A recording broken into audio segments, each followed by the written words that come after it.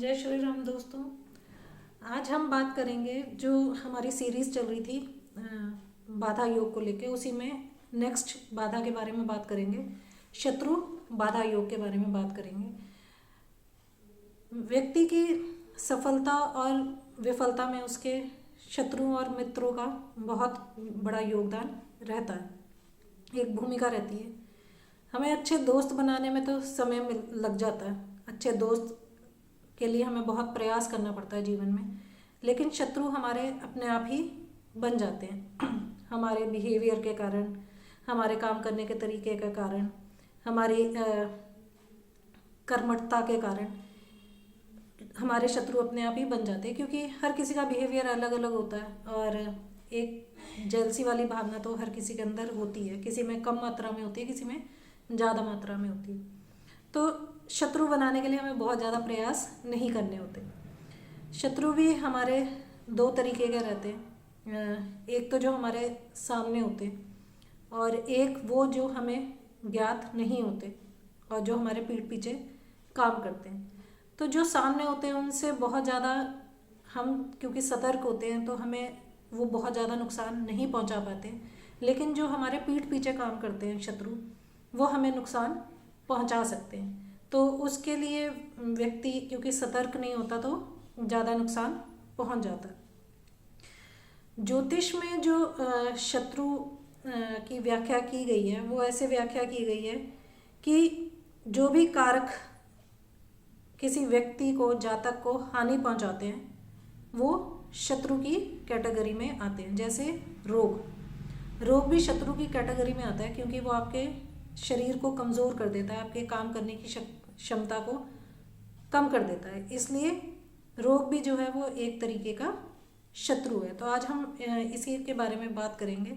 हमें कौन से भाव देखने चाहिए और कौन से ऐसे सूत्र बन जाते हैं जिनके कारण शत्रु बाधा योग उत्पन्न होता है। जैसे कि हम रोग को शत्रु मानते हैं, इसीलिए छठे भाव को सबसे पहले हम शत्रु बाधा योग में देखते हैं, छठा भाव और उसके स्वामी को।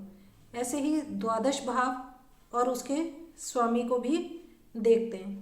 मंगल, शनि, सूर्य तथा राहु को भी शत्रु बाधा योग में हमें देखना चाहिए। मंगल और शनि जो हैं वो छठे भाव के और 12वें भाव के सबसे बड़े कारक हैं, इसलिए इनको देखना, इनकी भूमिका देखना बहुत ज़रूरी हो जाता है।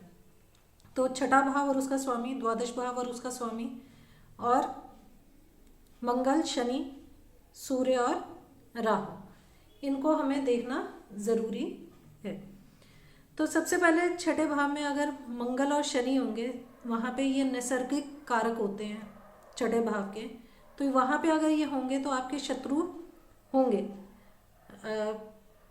लेकिन वो आपका नुकसान नहीं कर पाएंगे। अगर छठे भाव में शनि और मंगल बैठ जाएं, नीच के ना हो, तो आपके शत्रु तो ज़रूर होंगे लेकिन आपका नुकसान बहुत नहीं पहुंचा पाएंगे। छठे भाव का स्वामी अगर लग्न में बैठ जाए या लग्न का स्वामी छठे भाव में बैठ जाए तो भी ऐसे व्यक्ति के बहुत शत्रु होते हैं, लेकिन वो नुकसान नहीं पहुंचा पाते जातक या जातिका को। छठे भाव का स्वामी अगर किसी शुभ भाव में बैठ जाए या छठे भाव का स्वामी नवम भाव के स्वामी के साथ बैठ जाए कहीं पे भी, तो भी ऐसे व्यक्ति के बहुत शत्रु होते हैं। इसी प्रकार से अगर पंचम भाव का स्वामी लग्नेश के साथ छठे भाव में बैठ जाए तो भी व्यक्ति के बहुत सारे शत्रु होते हैं और उससे उनको हानि भी पहुंचा देते हैं। वो ऐसे लोगों की अगर कुंडली में ये स्थिति हो तो ऐसे लोगों को शत्रु उनके हानि भी पहुंचा देते हैं। छठे भाव में यदि आपके द्वितीय और एकादश भाव का स्वामी बैठ जाए तो भी ऐसे जातक जो हैं उनको उनके शत्रुओं के द्वारा आर्थिक हानि हो जाती है। वो ऐसे लोग उनको ऐसे जो शत्रु होते हैं उनको आर्थिक नुकसान पहुंचा देते हैं। छठे भाव का स्वामी अगर एकादश भाव के स्वामी के साथ दशम भाव में बैठ जाए तो ऐसे जातक जो हैं उनके शत्रु जो हैं उनके कार्य क्षेत्र से रिलेटेड होते हैं। उनके कार्य क्षेत्र में ऐसे शत्रु उत्पन्न होते हैं और वो उनको आर्थिक नुकसान पहुंचा देते हैं। द्वादश भाव को हम क्यों देखते हैं? द्वादश भाव से हम गुप्त शत्रुओं को देखते हैं, जो शत्रु आपके सामने नहीं आते हैं और आपको नुकसान पहुंचा देते हैं। उसके लिए हम द्वादश भाव को देखते हैं, उसका अध्ययन करते हैं, द्वादश भाव का अध्ययन करते हैं, जो आपके गुप्त शत्रु होते हैं। द्वादश भाव में शनि का होना बहुत अच्छा है। ऐसे में आपके शत्रु आपका नुकसान नहीं पहुंचा सकते, आपसे जलसी की भावना रख सकते हैं, अंदर ही अंदर कुछ ना कुछ योजनाएं बना सकते हैं, लेकिन वो आपका नुकसान नहीं कर सकते। द्वादश भाव का स्वामी अगर लग्न में बैठ जाए या लग्न का स्वामी द्वादश भाव में बैठ जाए तो ऐसे लोगों के गुप्त शत्रु हमेशा ही सक्रिय रहते हैं, कुछ ना कुछ उनको परेशानी पहुंचाने की कोशिश करते रहते हैं। अगर द्वादश भाव में मंगल हो तो भी यही स्थिति होती है कि आपके शत्रु जो हैं वो हमेशा सक्रिय रहते हैं और आपको नुकसान पहुंचाने की कोशिश करते रहते हैं। अगर द्वादश भाव का स्वामी नवम और चतुर्थ भाव में बैठ जाए,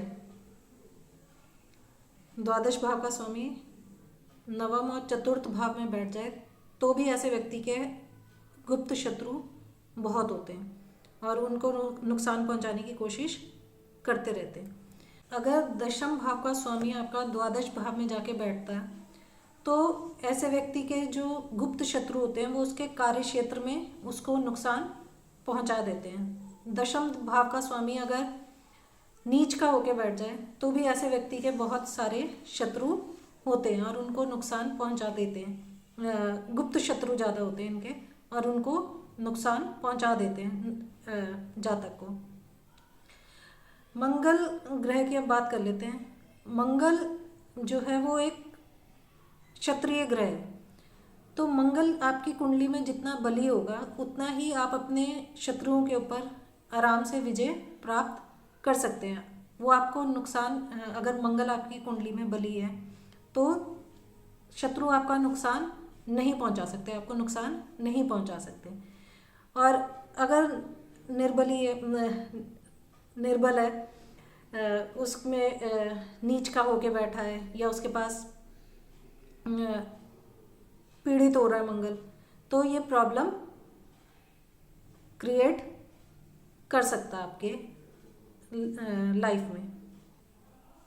अब आप इससे मंगल की स्थिति से आप ये भी देख सकते हैं कि आपके शत्रु कौन हो सकते हैं। जैसे अगर मंगल थर्ड हाउस में बैठ जाए तो ऐसे में जातक के शत्रु जो है वो उसके भाई बहन ही बन जाते हैं। अगर मंगल जो है दशम भाव के स्वामी के साथ आपका संबंध बना लेता है तो ऐसे व्यक्ति के कार्य क्षेत्र में उसके शत्रु होते हैं, उसके कार्य क्षेत्र में उसके शत्रु होते हैं और वो उसको नुकसान भी पहुंचा देते हैं। तो मंगल की आपको स्थिति देखनी चाहिए और मंगल किस भाव में जाके बैठा है उससे आप निर्णय लगा सकते हैं कि आपके शत्रु कौन होंगे। शनि ग्रह की बात कर लेते हैं। एक जन भ्रांति है कि शनि जो है वो हमेशा खराब ही करेगा, ऐसा नहीं होता। शनि का हमको बल ज़रूर देखना चाहिए कि वो कैसा बैठा है और कौन से भाव में बैठा है।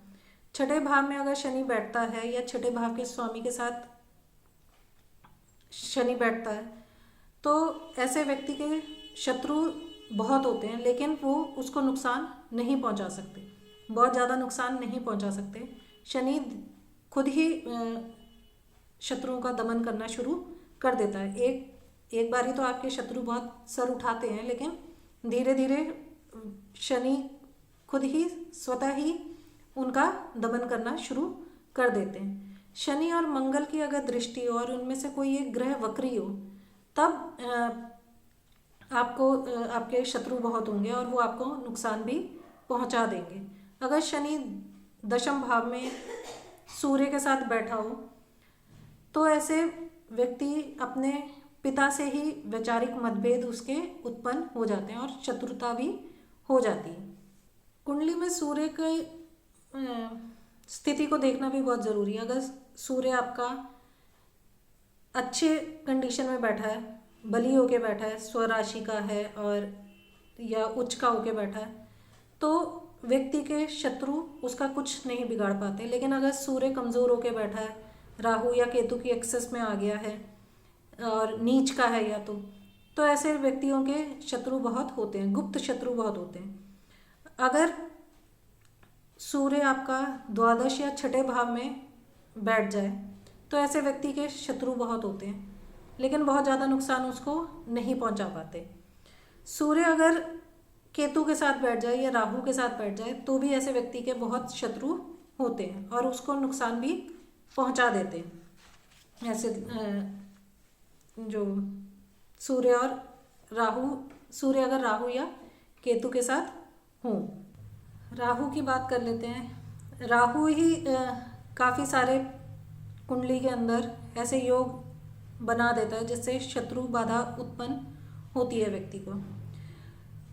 राहु अगर छठे भाव में बैठ जाए तो ऐसे लोगों के शत्रु बहुत होते हैं, लेकिन वो कभी उनको जातक को हानि नहीं पहुंचा सकते। अगर छठे भाव में शत्रु बैठा है, राहु बैठा है तो शत्रु, अगर छठे भाव में राहु बैठा है तो जातक के शत्रु बहुत होते हैं, उसको नुकसान नहीं पहुंचा पाते।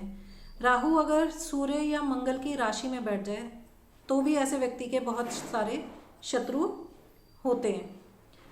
राहु अगर लग्नेश को पीड़ित कर दे तो भी व्यक्ति के बहुत शत्रु होते हैं और उसको नुकसान पहुंचाने की हर वक्त कोशिश करते रहते हैं। अगर लग्नेश बली होगा तो इतना नुकसान नहीं पहुंचा पाएंगे, लेकिन अगर लग्नेश कमज़ोर हुआ या लग्न कमज़ोर हुआ, उसको कोई शुभ ग्रह नहीं देखते, तो व्यक्ति को उसके शत्रुओं से सदैव हानि मिलती रहती है। राहु अगर आपका नवम या दसम भाव में बैठ जाता है और छठे भाव का स्वामी अगर आपके लग्न को देख रहा होता है तो भी ऐसे व्यक्ति को बहुत शत्रु होते हैं और उसको नुकसान पहुंचा सकते हैं। अब उपाय की बात कर लेते हैं। अगर आपको ऐसा लगता है कि आपके बहुत शत्रु हैं तो एक त्रिधातु का कड़ा बनवा लें और उसको अभिमंत्रित कर लें किसी पंडित जी से, उसकी पूजा करवा के, और उसको आप हमेशा अपने राइट हैंड पे वियर करें।